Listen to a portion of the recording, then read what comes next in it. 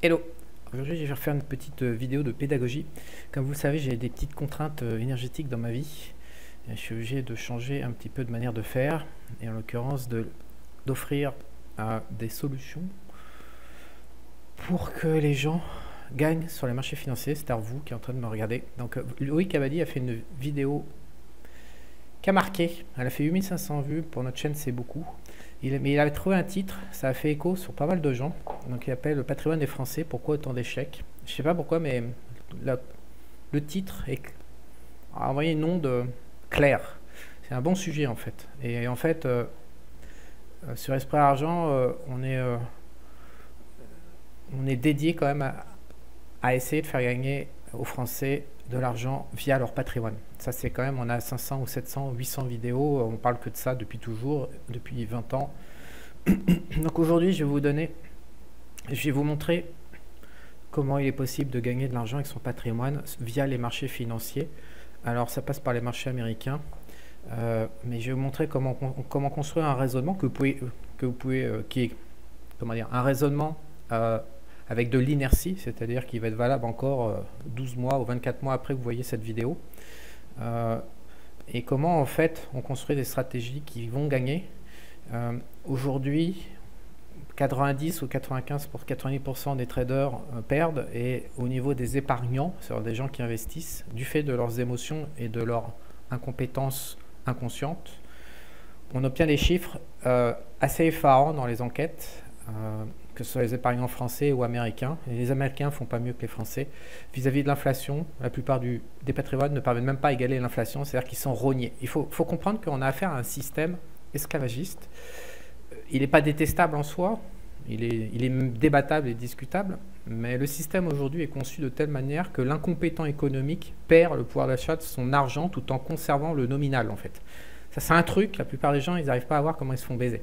C'est-à-dire que si vous avez de l'argent, c'est un devoir de comprendre comment le système marche, parce que sinon le système va vous le reprendre. Donc il vous reprend via l'imposition, en imposant l'inflation par exemple, mais c'est surtout que si vous ne faites pas progresser votre patrimoine à un certain niveau chaque année, eh ben, on est en train de vous prendre de l'argent, littéralement du pouvoir d'achat. Même si vous n'êtes pas en train de perdre directement, nominalement sur votre compte, ça revient au même, vous êtes en réalité en train de perdre. Donc il faut comprendre une chose, c'est que l'inflation est une arme politique esclavagiste. Alors pourquoi j'emploie toujours ce mot? Tout simplement parce que l'inflation officielle est fausse. Vous savez comme moi que les dépenses et les rêves et les besoins des gens aujourd'hui, des occidentaux fondamentaux, structurels pour tout le monde, indiscutables, on a tous envie d'avoir une belle maison et de bien bouffer. Voilà. L'inflation ne prend pas en compte le prix de la vraie bouffe, il prend en compte le prix de la bouffe industrielle qui détruit, qui envoie à l'hôpital, mais la vraie bouffe artisanale, bonne, délicieuse, coûte excessivement cher.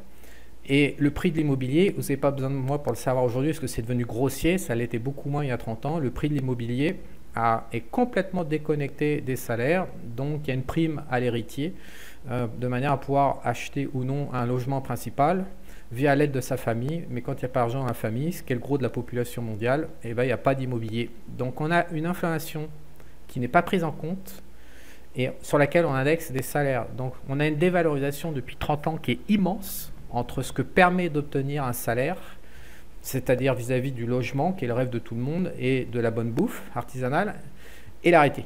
Donc c'est pour ça que je me permets de dire que c'est esclavagiste, parce que via ce mécanisme d'inflation, les prix de l'alimentation et de l'immobilier, en fait la vraie inflation, il faut regarder l'immobilier, le Nasdaq, la bourse en fait, ce sont les actifs. Alors on n'a pas dit les riches ils ont les actifs et les pauvres ils n'en ont pas, donc du coup c'est injuste.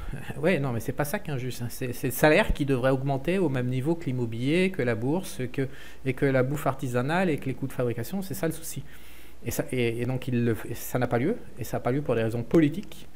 Et donc aujourd'hui, je vais vous proposer une stratégie pour gérer votre patrimoine à partir de ce raisonnement global macro qui va vous redonner un avantage et qui va surtout vous extraire de ce piège de l'inflation en vous permettant de faire progresser votre patrimoine de manière très logique en fonction des décisions politiques. Voilà ce qu'on va faire aujourd'hui. Donc pour comprendre, on va aller aux États-Unis.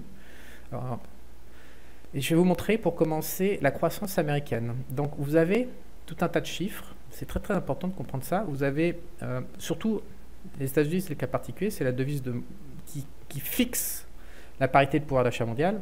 Donc, il se trouve que le GDP est exprimé en dollars, qui est la monnaie. Mais dans tous les autres pays du monde entier, on exprime le PIB du pays en dollars au lieu de le mettre en monnaie locale. Et donc, ça fout la merde après pour comprendre. C'est pour ça que j'ai pris les États-Unis. Donc, les États-Unis, mais dans tous les pays, c'est la même chose. On vous offre deux PIB, en fait, deux GDP. Le premier en prix constant. C'est-à-dire qu'on vous dit, on enlève l'inflation, on va chercher à voir dans quelle mesure le pays a fait de la croissance. Donc là, aux États-Unis, il y a net d'inflation. Ce qui est très, très, très, très, très important. Parce qu'on retrouve l'idée, l'inflation détermine tout, y compris la valeur, le pouvoir d'achat de votre salaire, comme je viens d'en parler pour introduire cette vidéo. Et donc, c'est très très important de comprendre que certains pays ne créent pas de valeur et que les États-Unis en créent beaucoup net d'inflation, comme vous pouvez le voir. Donc ensuite, vous avez les taux de croissance annuels qu'on vous donne. Voilà, donc là, on voit que les États-Unis actuellement ont une croissance entre 2 et 3% par an. Et puis, vous avez le PIB nominal. Alors, le PIB nominal, c'est le PIB brut. Et il est très très très intéressant. Vous allez voir pourquoi et comment, et surtout pourquoi on peut exploiter ça sur la bourse. Donc ça, c'est le PIB nominal américain qui galope. Et je crois qu'il a progressé, passé de 27 à 29. Ça fait... C'est ça. C'est le cœur du problème de ce que je veux dire. Donc on est entre 4 à 5% en nominal de progression. Donc on pourrait se dire, tout va bien, les États-Unis, c'est un bon partenaire, etc. Il y a un souci. Le souci, c'est qu'en fait, ça, c'est une fiction. Ce que je viens de vous montrer, je viens de faire exprès de vous montrer j'aurais pu vous comparer à l'Europe et vous montrer que ça chie en Europe depuis 15 ans et machin, mais c'est pas le but. C'est le même problème en Europe, en pire. En fait, tout ça, c'est fictif. C'est complètement acheté. Alors, comment ils font ça? Eh bien, via le déficit budgétaire. Donc, comment vous savez si un pays est en train de faire une croissance fictive ou non, en train de l'acheter? Ben, vous prenez tout simplement le déficit budgétaire annuel. Donc là, vous voyez qu'aux États-Unis, on a 6% de déficit budgétaire. Et si vous avez une croissance du PIB nominal de 5%, ça veut dire qu'en fait, vous déduisez... Donc ça, c'est de la dépense publique. Donc vous enlevez la dépense publique à la croissance du PIB nominal et vous obtenez la croissance réelle qui est négative aux États-Unis d'environ 1% par an. Ça veut dire que l'économie américaine est en train de se contracter de 1%. Alors je ne vous dis pas ce qui se passe en France parce que vous allez encore m'accuser que je veux vous faire expatrier et que je suis une merde. Mais ça se passe très très mal en France. L'économie va très très mal. Donc aux États-Unis aussi. Mais d'ailleurs, quasi partout dans le monde, c'est un bordel sans nom depuis 5 ans. Alors une fois qu'on a compris qu'on a affaire à un pays qui est en récession dans la sphère privée, cette information, elle est cruciale. Depuis longtemps, hein, ça dure depuis 4-5 ans. Cette information, elle est cruciale parce qu'elle va vous permettre de savoir que ça va mal. Et donc, elle va vous permettre de ne pas investir dans des entreprises locales, américaines, qui vendent aux Américains, en mode privé, en mode capitaliste, parce que vous savez que ça va mal se passer. Donc, dans Esprit Argent, dans Université Investisseur récemment, j'ai publié un graphique très intéressant qui est le pendant de ce que je suis en train de vous raconter, qui est les ventes au détail net. Le réel, là, ça veut dire toujours net d'inflation. On ne peut pas raisonner en nominal. C'est avec ça que les politiciens vous bousillent votre patrimoine, votre vie, votre pouvoir d'achat. Donc, il faut toujours raisonner en net. Donc, avec du réel, qu'est-ce qu'on voit? On voit que depuis 2020, depuis le Covid, les ventes au détail, donc aux Américains, n'ont absolument pas progressé. Donc on retrouve bien l'idée que le PIB américain fait du -1, du 0,5 ou du -1 par an dans la sphère privée et qui progresse uniquement en zone publique via la dépense et le déficit budgétaire. Mais on voit bien que les Américains et l'économie privée, elle en prend plein sa race et qu'elle ne progresse pas. Alors une fois qu'on a cette information, donc en fait les ventes au détail vont vous confirmer le raisonnement de la compta nationale du pays et donc ça va vraiment vous indiquer que toutes les belles entreprises de consommation américaines, en théorie, ça ne doit pas très très bien se passer et c'est pas là qu'il faut mettre son argent. Donc maintenant, on va aller chercher les marchés, des ETF sectoriels et on va illustrer comment exploiter tout ça. Alors, je vous ai screenshoté pour que je puisse bien dessiner dessus. On a démarré, j'ai démarré en 2008 ce graphique avec la précédente crise économique qui était une crise immobilière. Et en fait, c'est un ratio, cette courbe. C'est un ratio entre le Nasdaq, donc le secteur techno-américain, qui lui crée de la valeur de ouf, et l'ETF XLY, qui est l'ETF de la consommation des produits dans ce qu'on vient de voir, qui est directement impacté par les ventes au détail. Donc c'est XLY. Les consommateurs, je ne sais plus trop quoi, je vais peut-être en fariner aujourd'hui. Et donc en fait, en divisant le Nasdaq par la consommation, par les entreprises spécialisées pour vendre des produits de consommation courante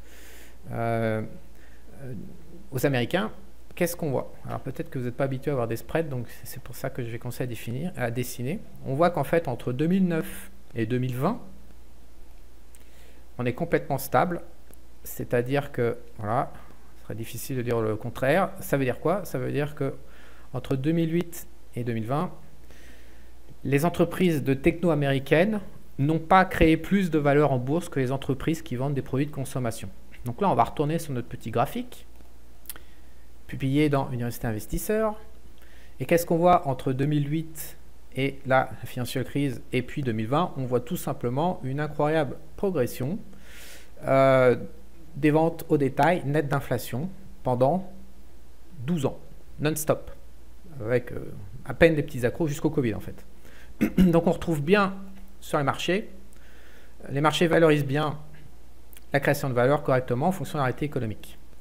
Qu'est-ce qui se passe depuis 2020 et depuis qu'ils ont commencé à enculer tout le monde avec l'inflation en distribuant? On a fait une vidéo avec Loïc récemment qui a très bien marché, je la remonte, je vous l'invite. Elle a fait 8002 en 3 jours, donc on a parlé d'inflation dans lequel j'ai rappelé avec Loïc les 3 manières de créer de l'inflation. Et non pas, tout le monde pense qu'on crée de l'inflation via la mission de monnaie. Il y a tous les mecs qui sont en train de injecter ces conneries depuis des décennies maintenant. Et ils sont en train de chialer que c'est la machine à imprimer les billets qui fait que l'inflation est créée. C'est faux, ça n'existe pas, il n'y a pas de corrélation. Faites la recherche, vérifiez par vous-même, vous n'êtes pas obligé de me croire, mais c'est une ânerie de plus, une énième ânerie propagée par les mecs qui vendent de l'or physique. Méfiez-vous, parce que quand on veut gagner de l'argent, il y a un moment où il faut être au contact de la réalité et de l'histoire des marchés. Donc l'inflation, on sait aujourd'hui qu'elle se crée via 3 manières. La distribution de coupons directement dans la poche du consommateur, c'est ce qui a eu lieu pendant le Covid. On a distribué, ça peut être des coupons alimentaires aux États-Unis, je crois qu'il y a 50 ou 70 millions de gens qui mangent via des coupons alimentaires distribués par l'État. Ça, c'est une forme de stimulation d'inflation, c'est-à-dire qu'on stimule la demande en donnant du cash directement dans la poche des consommateurs. Mais si on distribue de la masse monétaire à des institutions financières qui ne dépensent pas ce fric et qui vont le replacer sur d'autres marchés, ça ne crée pas d'inflation, c'est impossible. Après, vous pouvez faire des chocs sur l'offre, genre les années 70, ou alors des chocs de démographie, vous augmentez le nombre de bonhommes. Aujourd'hui, on ne peut pas dans une population vieillissante. Voilà en gros. Donc en 2020, les salopards qui nous dirigent, parce que ce sont les salopards, il faut les appeler par leur nom, ont fait le choc du Covid, un truc complètement artificiel, dans lequel ils en ont profité pour distribuer et faire une énorme inflation et relancer pas relancer, ils ont envoyé le pic comme ça sur les ventes au détail, ils ont vraiment fait une énorme stimulation des ventes de détail américaines, et puis après plus rien, retour à la moyenne en fait, retour à la moyenne long terme. C'est pour ça qu'avec Loïc, comment on est retour sur le long terme, on se dit, on suppute, parce qu'en fait si on regarde bien cette courbe, on est tout le temps en train d'accélérer, puis après on fait une crise comme en immobilier en 2008, et puis on réaccélère, c'est-à-dire qu'on va plus vite que la moyenne long terme, donc on fait un rattrapage, on fait une crise, on fait un rattrapage, et le Covid c'était bizarre, c'est la première fois qu'on faisait un excès artificiel, on peut faire un rattrapage dans l'autre sens pour retrouver la moyenne long terme. Mais a priori, il y a de bonnes chances pour que l'inflation reparte à un niveau supérieur à celui qu'on connaît. Donc à partir de là, je reviens à mon graphique, à la stratégie que vous pouvez mettre en place. Qu'est-ce qui se passe? À partir du moment où les ventes au détail merde, eh ben, le secteur XLY de consommation, lui, progresse plus, tandis que la techno américaine continue son bonhomme de chemin et progresse. Donc du coup, depuis 2020, on se retrouve avec une explosion de la techno en défaveur de la consommation. Donc je vais vous mettre maintenant le graphique du XLY direct. Voilà, c'est la courbe bleue. En fait, comment on lit ce graphique à nouveau? Donc le rapport entre la consommation et le Nasdaq, on est à 1,85, aujourd'hui on est à 2,45. On a fait quand même 30% de surperformance. Donc là, j'ai fait déparer le graphique à partir de 2020. Je remontre à nouveau l'idée. L'idée, c'est que depuis 2021, en fait, il n'y a plus une stagnation totale du PIB privé et des ventes au détail auprès des consommateurs américains. Donc là, on reprend notre pic de 2021. Donc en 2021, donc là, on voit bien que le Nasdaq colle 30% d'écart. C'est comme ça. Et encore, 30% maintenant, parce qu'il a collé jusqu'à 40 ou 50% d'écart en seulement 3 ans. C'est pour ça que les épargnants, c'est pour ça que la question de lui qui était pertinente de dire pourquoi autant d'échecs. Mais tout simplement parce que il y a des rotations en fonction des cycles économiques qui vont valoriser des actifs à certains moments et pas à d'autres. Et si vous ne suivez pas cette rotation, bah, vous le prenez dans la gueule en fait. Le problème de ce graphique, c'est quoi? C'est que la courbe bleue, c'est l'ETF qui traque les entreprises qui vendent donc de la consommation américaine. Si on regarde depuis 2021, depuis juillet 2021, on est passé de 217 à 217. Voilà, on est complètement flat. Le cours est ici. Avec un tout petit, là, pendant une semaine, quelques gains de, je sais pas, 230, ça fait quoi? Ça fait 3 ou 4% de gains et c'est tout. C'est pas, pourquoi il y a autant d'échecs? Mais c'est pas possible de faire pendant que on a carburé en 2021-2022 à du 5% d'inflation et on a fait un pic à 8%. Ce n'est pas autorisable de faire stagner son patrimoine parce qu'on ne comprend pas comment ça marche pendant qu'il y a une inflation qui galope dans l'environnement mondial dans lequel on est, où on a des élites qui sont là pour nous faire le cul du matin au soir, H24, 12 mois sur 12.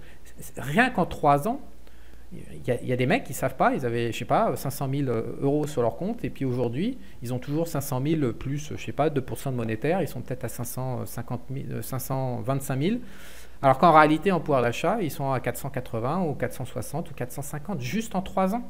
Le seul moyen de s'en sortir par rapport à ce système, c'est de comprendre les rotations entre les secteurs et de ne pas se tromper. Donc en l'occurrence, on ne mise pas sur des entreprises qui vendent de la conso quand on a un état, quand on est en récession, parce qu'en fait c'est ça. Et donc comme on est employeur, mais non, je suis pas en récession, bah ouais, et officiellement les politiciens vous expliquent et manipulent les chiffres comme je viens de vous montrer pour vous dire que non, il n'y a pas de récession, c'est bon, allez-y, passez votre argent. Bah oui et bah non, bah c'est comme ça que c'est la vie sur Terre, c'est pas moi qui fais les règles du jeu. Mais en fait, nous sommes en récession depuis le Covid, en fait, c'est simple. La réduction du pouvoir d'achat est phénoménale depuis 2020. Donc les chiffres officiels ne le montrent pas, c'est à vous d'être plus intelligent ou de vous former pour, et après d'adapter des stratégies de jeu pour votre patrimoine, pour faire la bascule. Les riches, ils s'enrichissent pourquoi? Bah, uniquement parce qu'ils font la bascule en fait. En fait, ils prennent pas un flingue et ils se tirent pas dans le genou une balle pour s'appauvrir. En fait, moi, ce qui me dérange sur les marchés, c'est la dualité. C'est-à-dire, d'un côté, on a affaire à un système qui exige beaucoup de compétences, qui est vicelard, qui est tout ce que qui a besoin de beaucoup d'intelligence quelque part, et de clairvoyance, et de travail, et puis les gens n'ont pas le temps, donc du coup, ils se font avoir. Donc, je suis bien d'accord, il y a des victimes sur les marchés financiers. Je pense que la planète entière est victime de l'inflation. Il y a 8 milliards de victimes de l'inflation. Donc, ok.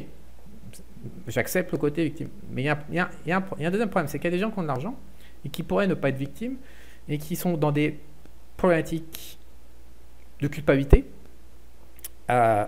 détestables pour le moins, et de sabordage et de destruction, qui pensent savoir alors qu'ils ne pensent pas. Il y a des probabilités de débilité aussi à côté, ça, mais il y a des gens de prétention. Donc, hein, mais il y a vraiment, on sent vraiment à travers les expériences de tous les clients qu'on a, on a des milliers de clients, on a quand même des patterns qui reviennent, on a des milliers et des milliers d'emails chaque année, donc on est quand même à une position d'observateur privilégié sur Esprit Argent, et on sent quand même que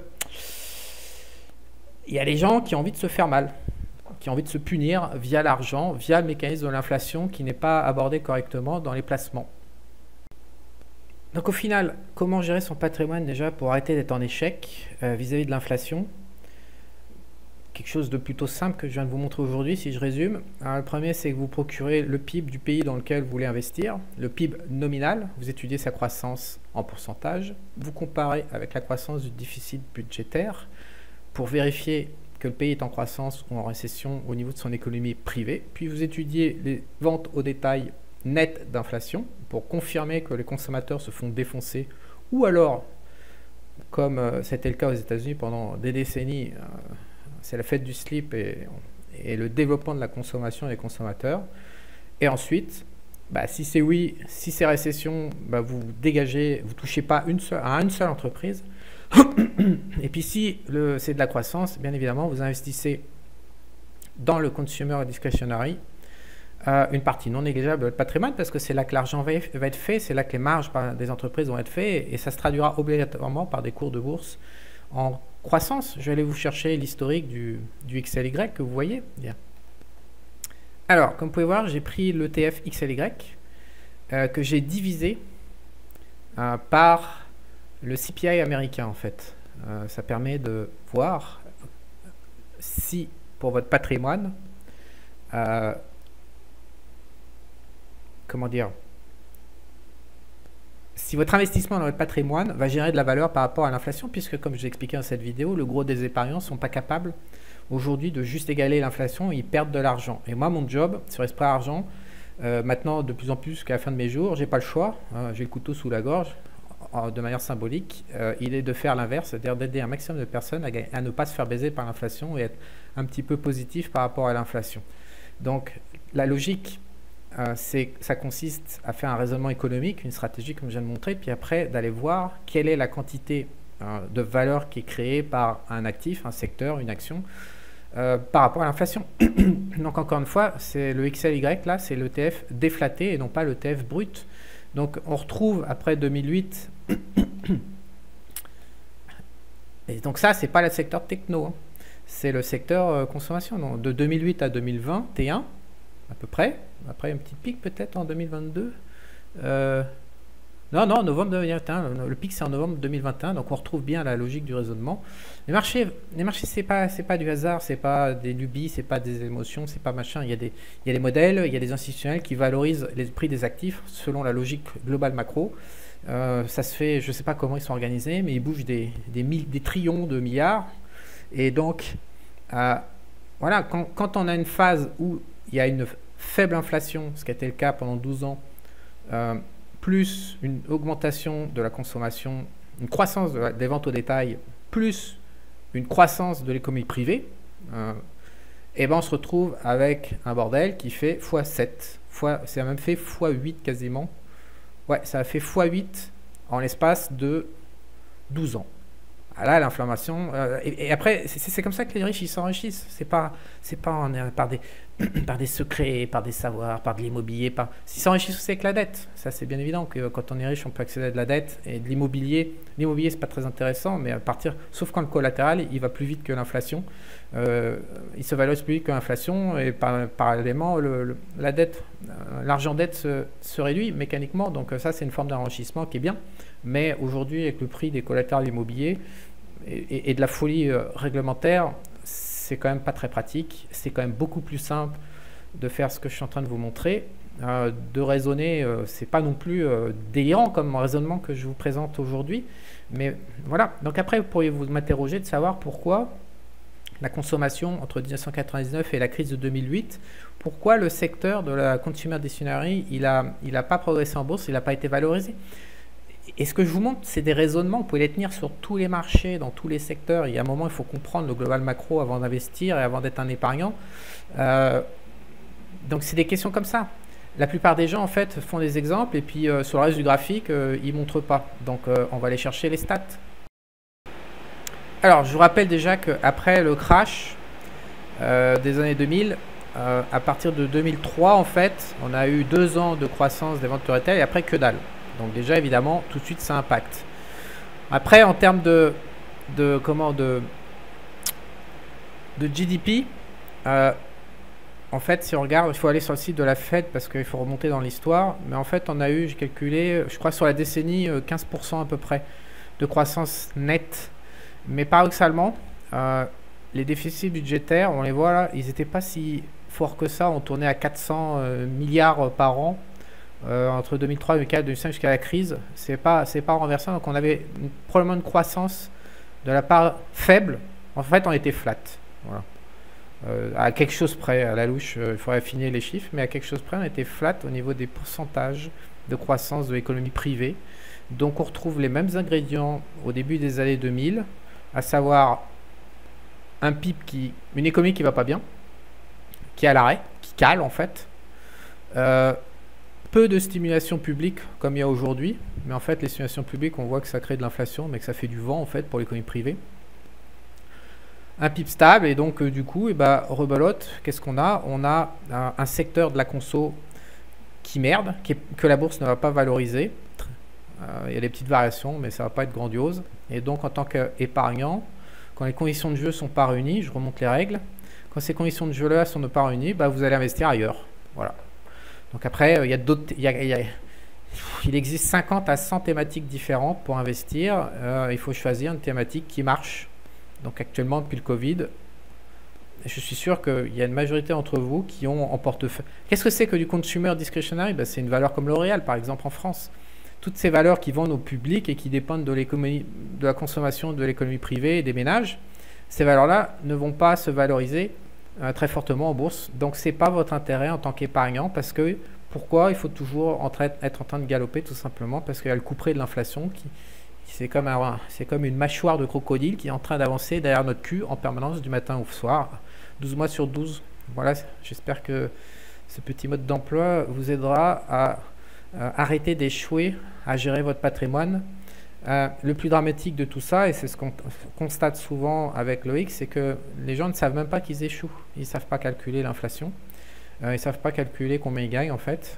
Et le pire du pire, ils ne savent pas, à part ceux qui ont un PEA, mais pour les autres, ils ne savent pas évaluer la fiscalité qui va imposer les gains qui ne sont en réalité que des gains d'inflation créés par l'inflation. Ce sont des gains nominaux qui ne représentent que l'inflation. Donc, et ça, la fiscalité va en prendre un morceau, ce qui fait que ça vous garantit une perte de pouvoir d'achat, donc ça vous garantit des pertes.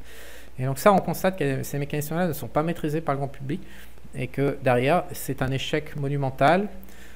Et l'argent disparaît dans les méandres de la masse monétaire mondiale et de ceux qui accumulent en fait. Franchement, aujourd'hui, quand je regarde le système fonctionner, moi j'ai envie de vous dire, si ce que je suis en train de vous montrer ici, c'est pas possible, ça vous débecte, ça vous repousse. Il vaut mieux accumuler des diamants, des rubis rouges, c'est les pierres les plus rares en ce moment parce que les mines sont en train de s'arrêter, des saphirs bleus, jamais chauffés, jamais traités, pas d'huile, rien.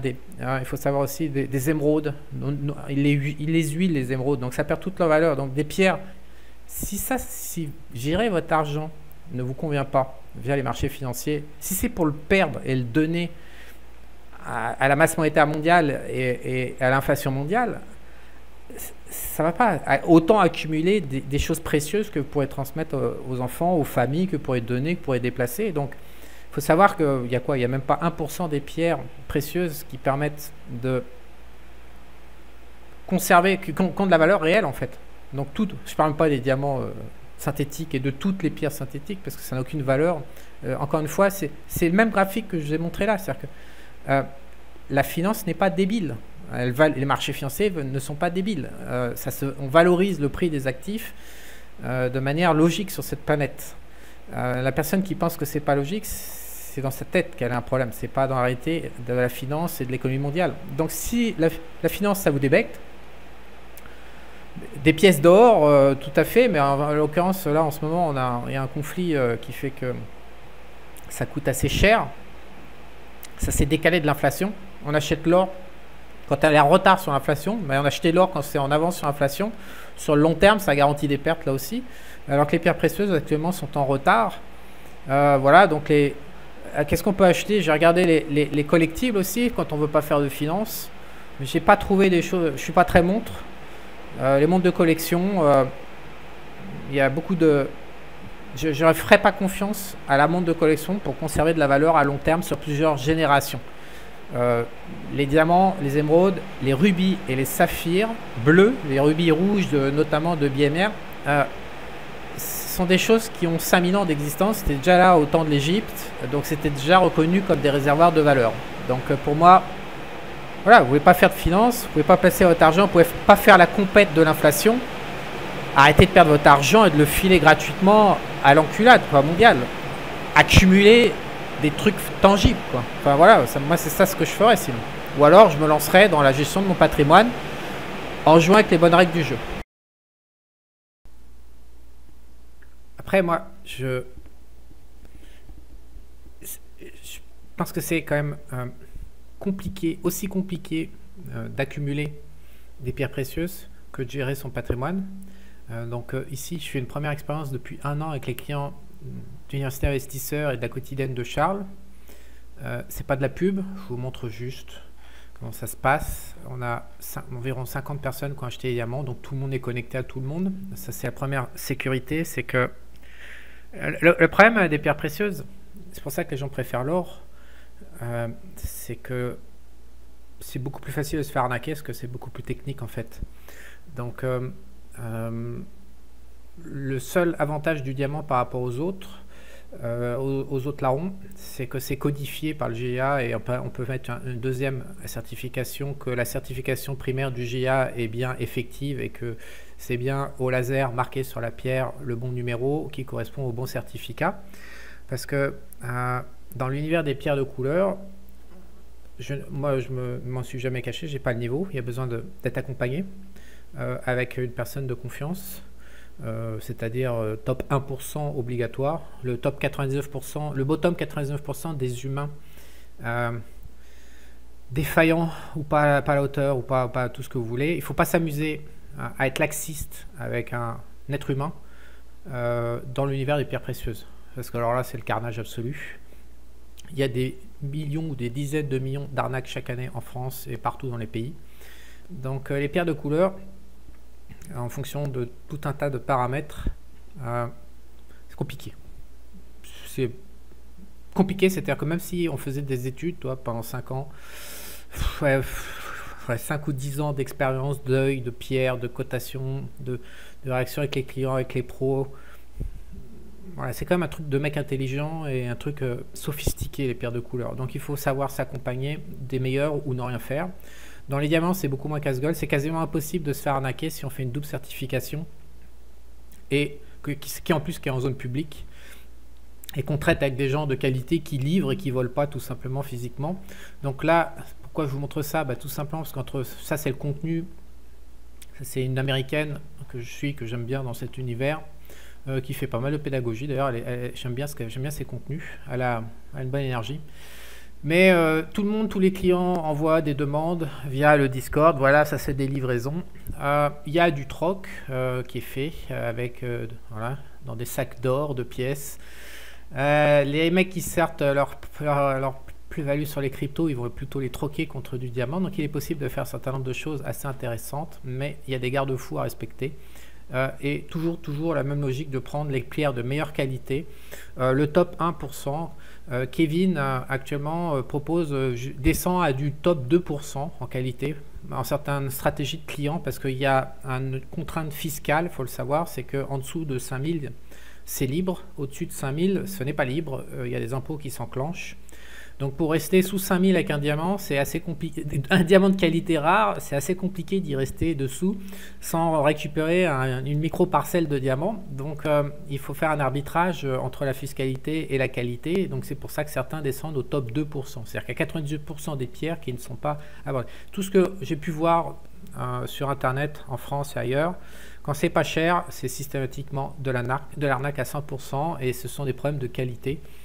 Ou alors des problèmes carrément d'arnaque de certification. Donc il faut travailler en France, c'est GIA et HRD, HDR, je confonds toujours j'ai une entreprise qui cote en bourse sur laquelle je titille avec les options, je la confonds toujours, c'est le même lettre dans le sens inverse, mais il faut, je vais aller vérifier d'ailleurs. Voilà à quoi ça ressemble, HRD. Alors qu'est-ce que c'est que la double certification pour ceux qui n'ont pas vu les autres vidéos et qui n'ont pas encore d'expérience? En fait, il y a ça passe au GIA, qui est le leader mondial de la certification. Et ensuite, le GIA va mettre un numéro au laser sur la pierre et va dire cette pierre-là, ça vaut tant, c'est comme ça, c'est foutu comme ça. Et voilà, c'est marqué au laser. Mais comme on n'a pas les yeux translucides, par moment, en fait, on n'y voit que dalle parce que la pierre est trop petite, mais même pour les grosses pierres. Donc HRD, ils viennent par-dessus, ils certifient et le mettent sous un blister. Voilà à quoi ça ressemble, dans un blister. Donc HRD va vous dire que cette pierre du GUA numéro tant avec truc bidule machin, toutes les caractéristiques, c'est bien ça. Ils confirment à leur tour et c'est mis dans un blister. Et si vous ouvrez le blister, et ben il y a un gaz qui s'échappe et qui dit vous avez ouvert, la certification HRD ne vaut plus. Donc c'est vachement bien foutu.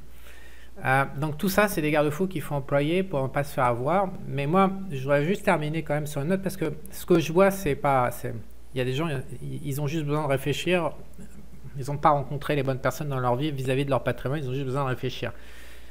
Perdre, c'est-à-dire faire disparaître le pouvoir d'achat de son patrimoine via l'inflation dans la masse monétaire mondiale, ou alors dépenser son patrimoine pour acheter des diamants ou des pierres de couleur et accumuler quelque chose qui sera là pendant des générations s'il y a volonté, mais comment et les gens massivement choisissent de perdre le pouvoir d'achat et de redonner au monde monétariste ce que leur famille ou ce qu'eux ils ont accumulé via le travail. Ça n'a aucun sens, c'est un truc de malade mental à voir, et tout ça, ça repose sur le fait et l'idée que les ménages n'ont pas assez de culture globale macro et ne savent pas calculer exactement leur pouvoir d'achat. Ils calculent en nominal, on ne calcule rien en nominal. Voilà. Donc si vous ne savez pas combien vous êtes en train de perdre, parce qu'en fait la réalité c'est que tout le monde est en train de perdre à chaque instant, il suffit de donner une nouvelle génération pour avoir une maison et de la bouffe par rapport à ma génération il y a 30 ans en arrière.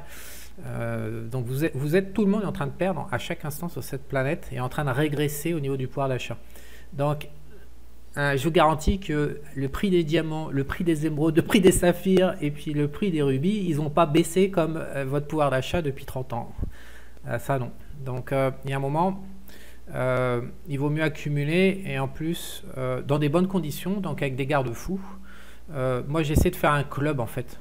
En fait, comment dire, Université Investisseur, mais c'est également sur la quotidienne de Charles. Et puis il y a un compte pour les personnes qui ne sont pas clientes, mais qui veulent quand même passer dans notre club. En fait, il y a un compte Instagram qui s'appelle les Diamond Boys. Moi, j'ai construit ce truc-là parce que ça me foutait les jetons, mais je suis persuadé qu'avec la CBDC, c'est la seule porte de sortie possible pour les gens. Et donc, j'ai eu la vision il y a très longtemps que j'allais avoir une aventure dans le monde des pierres parce que j'allais être confronté dans ma vie à ça, et j'aime beaucoup les pierres, même si c'est pas une passion. Mais par contre, quand les clients ont voulu accéder, j'ai eu très très peur. Donc déjà, j'ai mis 8 mois à me décider à lancer, comme j'ai déjà dit, je répète, 8 mois. Et ensuite, on s'est lancé très doucement et j'ai fait un club. C'est-à-dire que tout doit être transparent, tout le monde doit pouvoir se parler à chaque instant. Les Diamond Boys, Kevin, ils ont des bureaux avenue Foch à Paris, ils ont des bureaux à l'international, ils sont bien équipés en fait pour pouvoir offrir des choses que pas beaucoup de gens peuvent donner accès en France, au prix où on les donne accès, bien sûr, des tarifs défiant toute concurrence. Je peux pas tout dire publiquement, mais voilà, il y a moyen avec le volume d'achat que les clients ont apporté, c'est-à-dire des lignes de 5 à 50 000 grosso modo, ou de 5 à 100 000 max, à part quelques cas rares, les prix sont très attractifs. Donc sécurité et attractivité. Alors pourquoi je vous parle de tout ça? Parce que il y a une nouvelle vidéo qui va apparaître d'une interview de Loïc et de moi et de son club d'investisseurs, et donc nous sommes aperçus, j'ai reçu 60 témoignages, que les gens qui découvraient la bourse et les recommandations de Loïc avaient tendance à passer leurs ordres d'achat au-dessus des recos de Loïc, parce que c'est abstrait pour eux. Donc Loïc a dit, je sais pas, il y a 6 mois d'acheter L'Oréal à 100 balles, et donc là L'Oréal vaut 120 balles, et pour eux, on est 6 mois plus tard, il faut l'acheter. Ce qui compte, c'est que Loïc a dit qu'il fallait l'acheter, et comme si le prix, la variable prix n'était pas crucial. Et donc du coup, probablement des centaines de personnes au départ qui ont démarré dans le club d'investisseurs ont passé quelques ordres d'achat très largement supérieurs au prix d'achat de Loïc recommandé sur ces lettres. Et donc nous, on ne peut pas deviner qu'on va être confronté à un comportement d'achat comme ça, et donc c'est notre responsabilité d'apprendre à mieux communiquer pour éviter que les gens se fassent mal et perdent. Et c'est la même chose, pourquoi je raconte tout ça, c'est la même chose pour les diamants. C'est-à-dire que les gens ne sont pas câblés pour comprendre que le prix d'achat du diamant fait tout en fait. Donc il y a une cour officielle qui s'appelle le Rappaport, et donc je le dis souvent, mais mais je vais me citer moi-même, 2009, voilà, j'ai acheté une bague de mariage dans un bijoutier à Rennes, je devais être à Rappaport plus 50%, donc bien évidemment quand on a voulu la revendre 2 ans plus tard pour le divorce, c'était pas du tout le même prix. Le prix d'achat est critique, donc actuellement si vous avez 50 000, c'est Rappaport moins 15%. Moins 15, donc ça fait 65% d'écart avec le bijoutier. Donc je raconte pas tout, il y a des machins, il y a des choses à faire, mais c'est 65% d'écart. Donc on pourrait bien que quand vous mettez une barrière de 65% à l'entrée, si vous achetez normalement dans le circuit classique, c'est impossible, vous retrouverez jamais votre argent. il est utile et plus qu'utile, il est impératif de passer par un club, voilà, comme on a, d'acheteurs qui négocient des prix suffisamment bas pour ne pas se faire plomber la gueule et pouvoir garder. C'est la même chose pour le club des investisseurs de Loïc et les actions qu'ils achètent. Il y a un prix plafond en fait. Ce que les gens, une partie des gens, quand ils débutent dans un secteur, j'ai l'impression, ce qu'ils ne comprennent pas, c'est qu'un prix, c'est un prix plafond. C'est pas un prix qu'on a le droit de dépasser. On ne dépasse surtout pas, justement. Si c'est au-dessus, on n'achète pas. Comme l'or en ce moment, c'est trop cher par rapport à l'inflation, de mon point de vue. Si on a un horizon 30, 40, 50 ans, c'est dangereux d'acheter au-dessus, comme ça, trop élevé, trop écarté de l'inflation. Alors que c'est génial d'acheter de l'or physique. En ce moment, aux États-Unis, je ne sais pas combien ils vendent d'or physique par jour, tous les jours, mais il y a toutes les familles américaines qui ont accumulé de l'or depuis des décennies qui sont en train de le sortir. Voilà, donc le prix d'achat est crucial et généralement, quand on parle de prix, c'est les prix plafonds. On ne va jamais au-dessus. Ça paraît fou, mais des centaines de gens achètent, se fichent du prix. Je ne sais pas pourquoi. Je pense qu'en fait, l'école, c'est un truc d'abruti. En fait, on nous abrutit avec l'école. On nous apprend pas les trucs qui comptent, comme la santé, le pognon, l'autonomie physique dans la nature. On nous apprend que de la merde qui sert à rien en fait. La culture générale. Voilà. Et puis tout le monde se gargarise et se félicite ça sert à rien, culture générale. Par contre, comprendre qu'on n'achète pas au-delà d'un prix plafond, ça, à mon avis, ça sert beaucoup plus. C'était pour terminer sur une petite note antisocialo. Voilà.